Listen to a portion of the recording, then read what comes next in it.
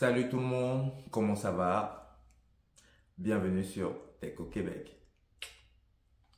Sujet du jour, peut-on vivre au Québec en ne parlant que le français? Mhm.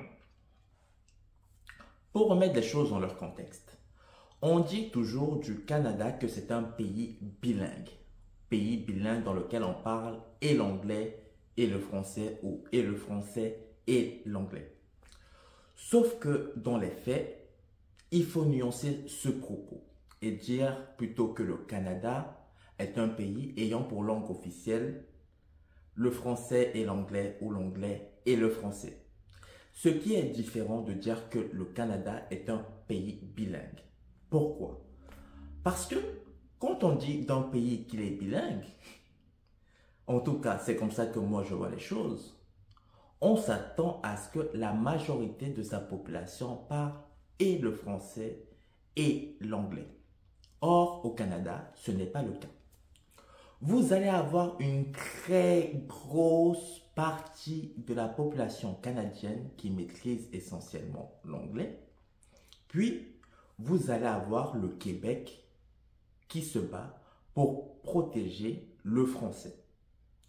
Vous allez aussi avoir à la rigueur le Nouveau-Brunswick qui se revendique comme une province bilingue. Mais dans les faits, c'est aussi une province où la langue anglaise est dominante. Le Québec est une grande province. Donc le Québec, ça va jusqu'à la frontière des États-Unis, puis ça remonte très haut dans le nord, puis ça va toucher l'Ontario. Donc de par sa grandeur, le Québec est forcément une province hétérogène. En fonction de là où vous serez au Québec, le rapport à la langue ne sera pas le même. Comme je vous ai dit tout à l'heure, le Québec s'étend jusqu'à la frontière avec les États-Unis. Mais le Québec est francophone. Vous vous imaginez bien que si le Québec frôle les États-Unis, ou en tout cas a une frontière commune avec les États-Unis, les villes en bordure de cette frontière, malgré le fait que le Québec soit francophone, la langue anglaise sera dominante. Forcément. Si on remonte dans le nord du Québec ou même à l'est du Québec, la langue française sera plutôt dominante. Si on en vient à mon expérience personnelle, moi qui suis arrivé au Québec, dans la ville de Québec, je peux dire que la ville de Québec est une ville totalement francophone. Et ce qui est assez normal et logique, puisque la ville de Québec, c'est la capitale du Québec, donc d'une certaine manière, c'est la capitale de la francophonie au Canada, mais aussi en Amérique du Nord.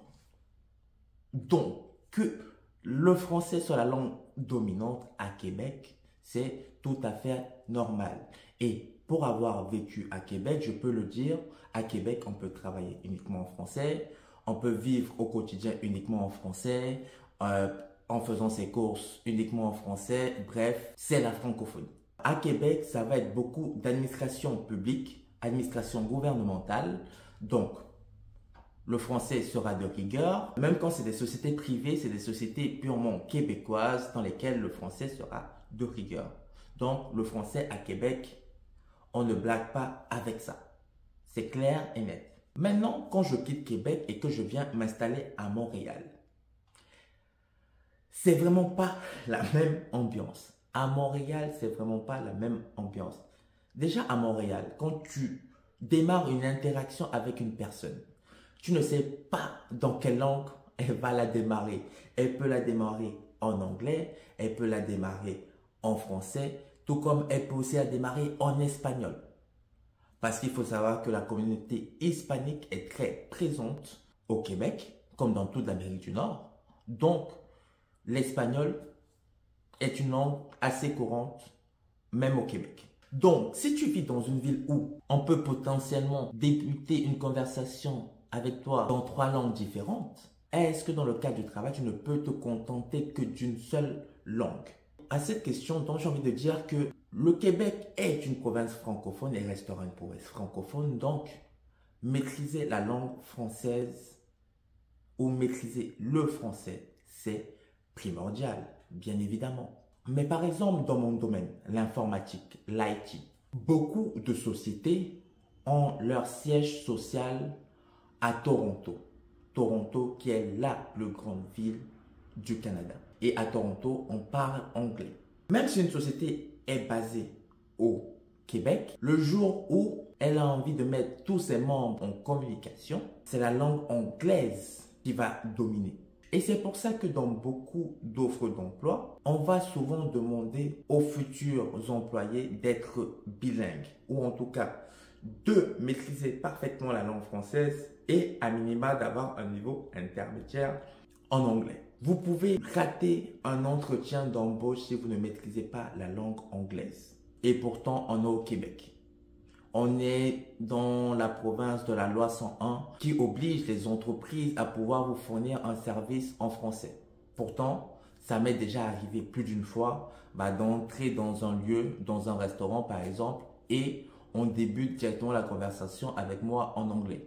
Après, c'est en fonction de vous. Soit ça vous ne pose aucun problème et vous continuez la conversation, soit vous êtes du genre vindicatif et dire « On est au Québec ici tu parles français ». Mais bon, chacun réagit comme il le sent. Après, il y a aussi beaucoup sur le monde qui ne disent rien, hein, mais qui vont raconter, qui ensuite vont sur Internet. Oh, comment ça, on ne me reçoit pas en français alors que la loi 101 existe. Vous savez, les gens qui ne disent pas les choses en face, mais qui sont très forts pour ensuite aller commenter sur Internet. Il y a aussi, par exemple, d'autres domaines comme la restauration. Si vous êtes serveur, par exemple, et que vous êtes dans un quartier où il y a une grosse partie de la population qui est anglophone et qui parle anglais, si vous ne parlez que français, ça va être compliqué pour vous. Si vous êtes serveur dans les zones touristiques, mais que vous ne maîtrisez que le français, ça va être compliqué pour vous. Même si vous êtes médecin ou infirmier, par exemple, tous vos patients ne vont pas parler français. Vous allez avoir des patients qui parlent anglais, qui parlent espagnol, qui parlent arabe, des langues sud-asiatiques, parce que la communauté sud-asiatique est aussi très présente ou de plus en plus présente au Canada. Si vous parlez que le français, ça veut dire que vous ne comprenez pas la plupart de vos patients. Après, vous pouvez dire que le médecin c'est vous, l'infirmier c'est vous. S'ils ne parlent pas votre langue, ils ne seront pas soignés, ils meurent. C'est tant pis pour eux. Mais bon, ça c'est une autre philosophie. Bon, c'est pas drôle, je rigole, mais c'est pas très drôle. Mais bon, voilà. Donc, en conclusion, pour répondre à cette question, j'ai envie de dire que le Québec, c'est très grand.